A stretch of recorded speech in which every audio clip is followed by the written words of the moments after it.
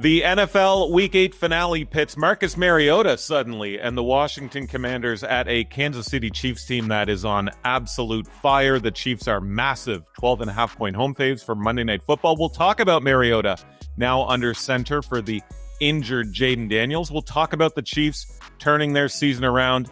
We'll talk about best bets for this game and much more. Welcome to the channel. Ninja here with Tony Farmer. Hit that thumbs up button.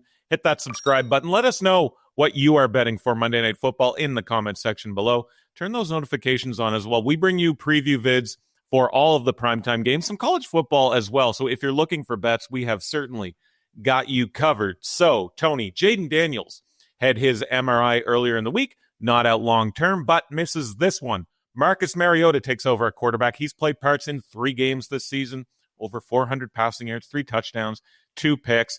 You can do a lot worse in the backup quarterback conversation than Marcus Mariota, but talk to me a little bit here. Talk to me about the drop-off from Jayden Daniels, Tony.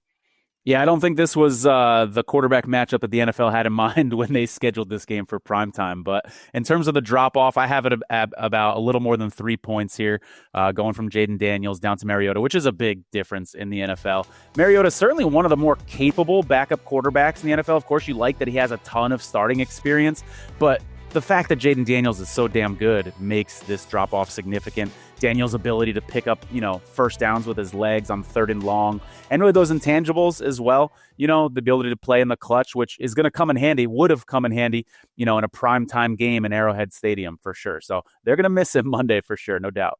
Yeah, you talk about missing him. The team as a whole, quite good when looking at the Commanders through the lens of DVOA, Tony, especially on offense with Jayden Daniels. But there are some good defensive metrics here as well for this team. This is a team, Tony, that many expected to see a bit of regression from this season after punching well above their weight last year. Are you surprised then, knowing what we've seen with those DVOA numbers, that they come into this game with a record of just 3-4?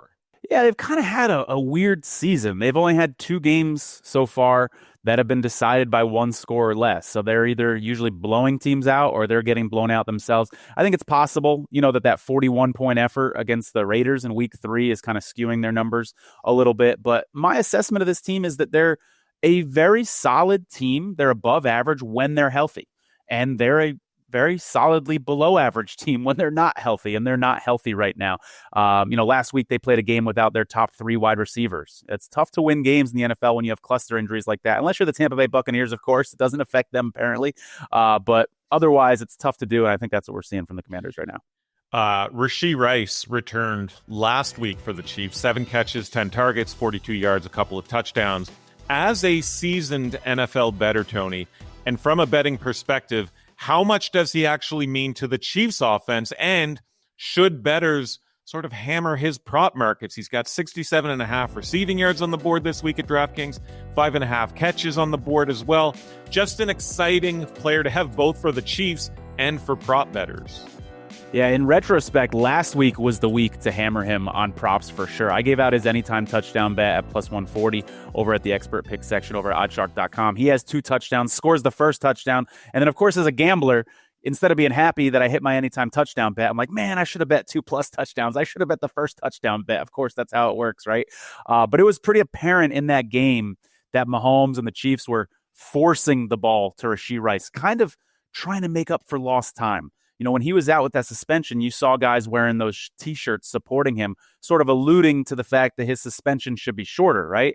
I don't agree with that. I think, if anything, his suspension was too short, but it doesn't matter what I think. If players in that locker room, and Andy Reid and Patrick Mahomes, thinks that Rashee Rice got a raw deal and they're trying to overcompensate for him and help him out statistically because he's, been suspended for a wrongful amount of time, that matters. And maybe they're going to keep trying to overcompensate in this game. It's an angle to kind of keep an eye on. But they've missed him for sure. He has been sorely missed as well. So they're not just doing it out of charity. He's also a big part of their offense and important too. So with that in mind, like with Rashee coming back into the fold in mind, the Chiefs have gotten better week in and week out of this season. Like, they're 4-1 straight up and against the number in their last 5. Has this team, Tony, just been sort of playing possum in the early part of the NFL season here? The Chiefs have had a tendency over the years to kind of play with their food a little bit, not give maximum effort. I mean, we saw Chris Jones earlier this year on one high-profile play in particular where he was kind of loafing. So there might be a little bit of that in terms of questioning their effort a little bit. But I think the bigger story here is they really miss their wide receivers. We talked about Rashee Rice, but before him, it was Xavier Worthy. And we've seen this offense get incrementally better. You know, they took a step up once Worthy came back. Now that Rice is back, they seem to be taking another huge step forward. So I think more than anything, it's that. Another thing that I can point to is their rookie offensive lineman, Josh Simmons, first-round pick. You've been watching football a long time, Ninja. You don't need me to tell you how important a left tackle is to an offense. And if you go over to Pro Football Focus and you look at his individual grade games, he's improved a lot since the season started. His best 2 games of the season were his last 2 games of the season. So I think the fact that he's getting more comfortable is making Mahomes more comfortable. Now Mahomes has his weapons back. Everything's just kind of clicking and firing on all cylinders right now. Yeah, great call out with that rookie left tackle, obviously a big piece of that offensive line. And speaking of rookies, on the other sideline, Jacory Croskey-Merritt has been one of the offensive highlights for this Washington team. Now, with Daniels out, and you alluded to some of those wide receivers that are missing, like Terry McLaurin and Debo questionable, Noah Brown IR. Is this a guy, Tony, that bettors should be targeting in prop markets, just where he have to may shoulder a ton of the load here? Yeah, I don't necessarily love him in this matchup. Unders, if anything, for me in this matchup, but he's had a really good season so far. 5.2 yards per carry. He's passing the eyeball test as well. I bet him a couple weeks ago against the Bears. I loved his matchup because the Bears have really struggled against the run and struggled against outside runs, which he does really well. So I laddered his rushing yards player prop. Had a disappointing day for me, 61 yards. Crushed me. Lost all of those bets. And then he follows that up with a disappointing 33-yard on 13-carry effort. So I like the player a lot. I think what we're seeing is, like with any running back, he does a lot better, and you should probably look more at his overs when there's more weapons in the offense, right? Because then the defenses can't load the box. And Jayden Daniels puts some stress and some pressure on these defensive coordinators and on these linebackers who need to keep an eye on and make sure he doesn't pull the ball out and run, you know? So I think he's someone for me going forward that I'm going to tend to lean more toward his unders when those stars aren't in the lineup, and when those stars are back in the lineup, tend to lean more toward those overs. We'll get to your pick in a moment here, but folks, if you are looking for a little extra edge in your daily sports betting, you've got to check out Prop Professor, because to celebrate the start of the NBA season, you can get it at 50% off for the first month using the promo code OddsShark50. Folks, this app drops hundreds of plus EV bets every single day, giving you a real shot at finding long-term profit instead of just guessing. You can sort through plays across the NFL, NBA, college football, and much, much more, all backed by data and not vibe. So it's got tools for arbitrage betting. It's got a fantasy optimizer, so you can cover all of your angles here. And if you want to give it a try, use that promo code OddsShark50 at checkout.